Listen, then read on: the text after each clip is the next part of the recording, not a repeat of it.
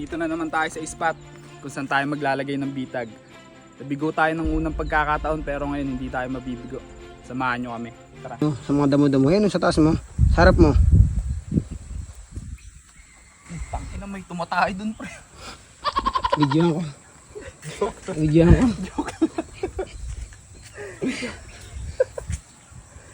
lang. Tara. Okay. Di. Punta naman tayo dito sa may pangalawang spot. Tara. Madapa ako.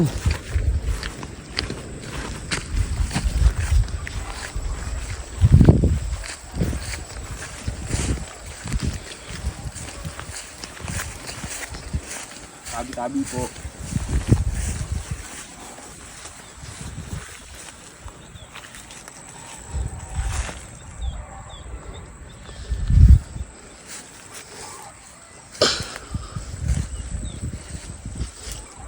Sa pagkakataon na to, feeling ko makakahuli na talaga tayo.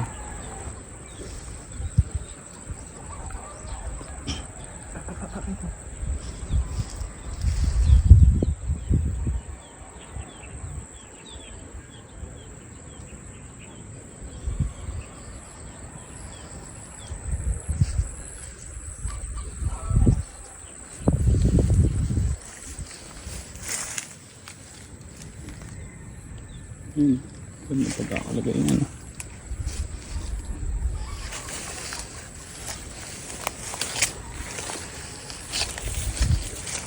Ayun, okay na. Okay. Puntahan natin, guys, kung may nahuli ba. Ay puta, wala na.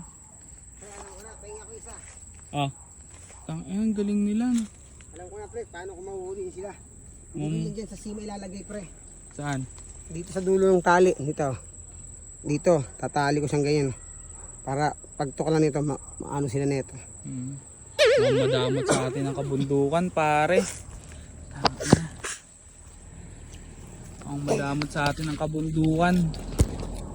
Kailangan natin mag-alay, pare. Kita ako.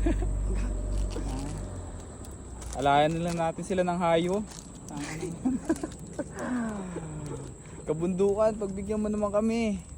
Eto hayo, offer ko sa inyo. Buksan ko na.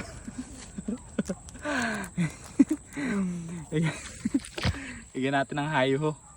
Baka sakaling makahuli na to. Lagyan natin